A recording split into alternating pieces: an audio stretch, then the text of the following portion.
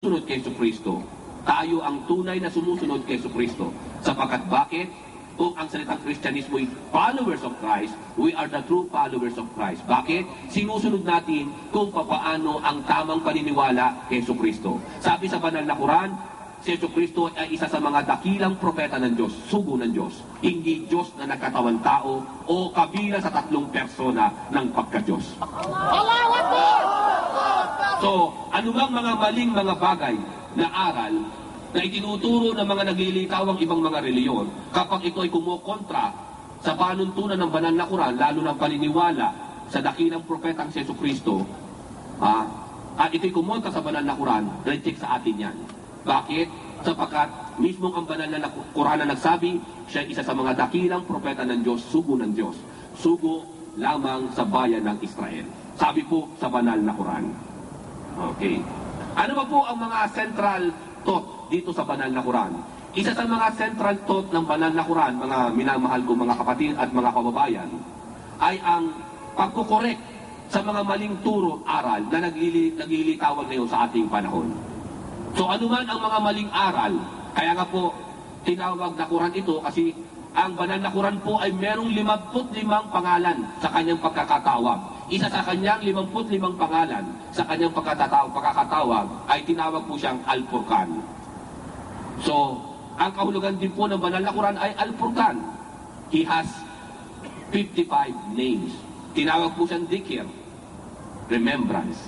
Ano po? So, muna, punta na muna itong Al-Furqan. Dito po tayo mag-concentrate sa Al-Furqan. Ano ibig sabihin po ng Al-Furqan? Siya po yung tagapag-correct.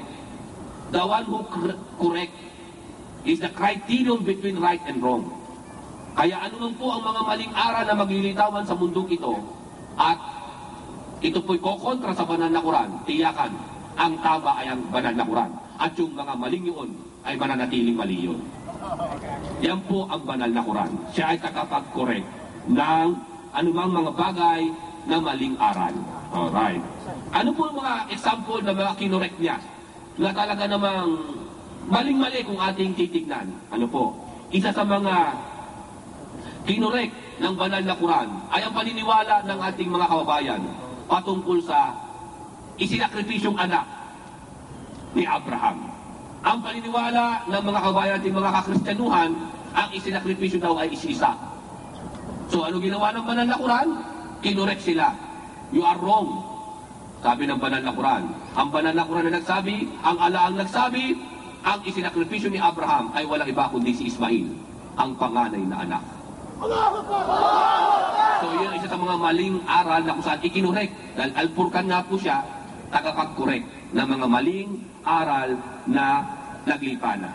Isa pa sa mga central figure o central thought na maling aral na naglilipanan ngayon sa ating lipunan na ikinurek ng banal na Quran ay si Kristo po, sumakanya nawa ang kapayapaan, one of the great prophet of God. He was not crucified. Hindi po siya naipako sa krus, katulad ng paniniwala ng ating mga kababayang kakristyanuhan. At doon nakasalalay ang kanilang kaligtasan sa pagkapako sa krus ni Kristo. Ang sabi ng banal na Quran, hindi na ipako si Kristo. Kaya pag ito ay napamalian ng ating mga katunggali rito, tiyak ang mali nga ang Quran. Pag napamalian nila na ang anak na sinakripisyo ay hindi si Ismail, ay lahat ng 1.9 bilyong Muslim sa buong mundo ay mali na yung paniniwala na sa Quran. Distorted na nga ito. Okay. So paano po ba natin nalalaman na ang banal na Quran ay tunay ng salita ng Diyos? No po? Ang banal na Quran ay naglagay ng acid test o isang test. Ika nga, paano natin masisiguro na siya ay galing sa Diyos? No po? Ang alay nagsabi, mga minamahal kong mga kapatid at mga kababayan. Sabi ng ala, Bismillahirrahmanirrahim.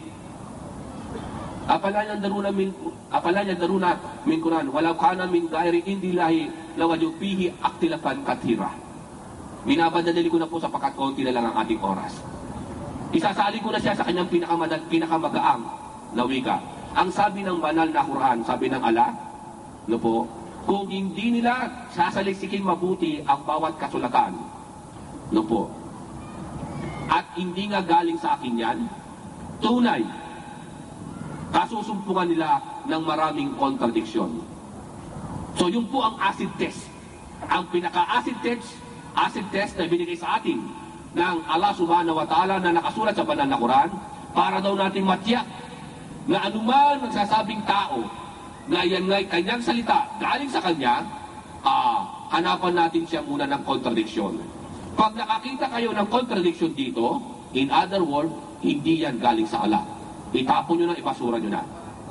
Kaya anumang aklat na ipipresenta, may acid test na tayo. Napakagaang na acid test. Ano po yung acid test na yan? Hanapan lang natin ng pagkakamali. Kontradiksyon sa kanya. Pag siya'y nakaroon ng kontradiksyon, automatic, hindi siya galing sa Diyos. Gawa ito ng tao.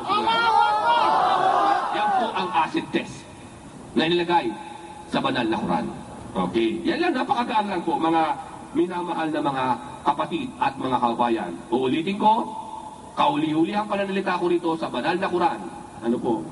Ay, ang banal na Quran, hindi po ito ini-interpret ni duman. Wala ni isa man dito sa amin at mga Muslim na mga ulama, napakaraming scholar na nasa harapan ko. Ano po? Sa harapan ko ngayon, mahigit na 100 na nakikita ko mga scholar natin na nakapagtapos pa sa Madina, nakapagtapos pa sa Umulkura, Al-Azhar University, naging doctorate pa karamihan dito sa pag-aaral sa banal na Quran. Ngunit, isa man sa kanila ay walang nag-interpret ng banal na Quran. Wala isa man.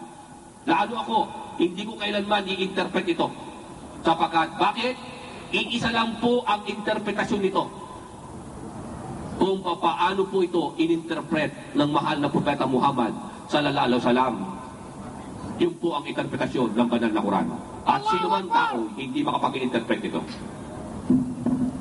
Malinaw po yan, ha? Iisa lang po ang interpretasyon nito. Kahit scholar, sino man siya, kahit siya meron pang 10,000 doctorate, wala siyang karapatang i-interpret ito. Sapagkat ang interpretation lang po nito ay ang mga pangungusap ng mahal na Propeta Muhammad sallallahu alaihi wasallam. At yan po'y nasa separate na kasulatan, ang hadith. Yun po'y tinatawag na hadith. Ang interpretasyon ng mahal na Propeta Muhammad sa bawat talat at ayat na ibinabasa kanya ng dakilang tagapaglikha.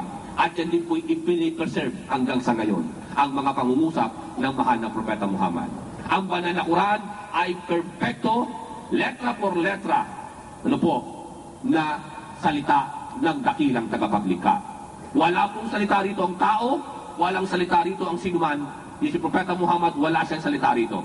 Ito po'y kumpletong revelasyon ng dakilang tagapaglikha. Perfectong-perfecto, letra por letra, walang nabawas, walang napalitan kahit isang tultok man. Kung paano po ipinahayag ito, ngayon po'y mahigit na 1,500 taon na ang nakararaan na nanatili sa kanyang orihinal na kalagayan. Okay? Mamaya ibibigay ko po ito sa mga katunggalin natin, pahihiram ko sa kanila, baka meron silang gustong alamin at makitang kamalian, yun po ang ating magiging ididepensa.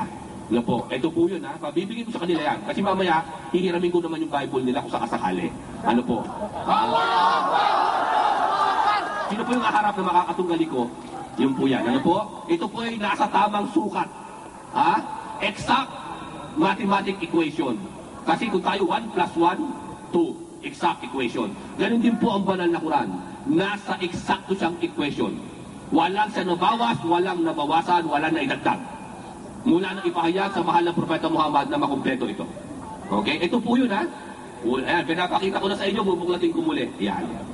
Okay? Kung ihiramin nila ito, may pahiram ko sa kanila. Pero personal ko ito, eh. Araw at gabi, binabasa ko po ito, eh. Ano po? Okay. In fact, nahuli nga nila ako nagbabasa ng Quran, eh. Alright, ng mga katunggali ko. O, yan po yan. Well, nakuha naman natin ngayon yung Biblia. Ilan pa ba minuto ko dyan, kapatid Abdullah? 5 minuto pa. Okay. 5 minuto. Pagdating naman po sa Biblia, tayong mga Muslim, naniniwala na may kapahayagan sa lahat ng mga propeta. Naniniwala tayo na may kapahayagan kay Moses.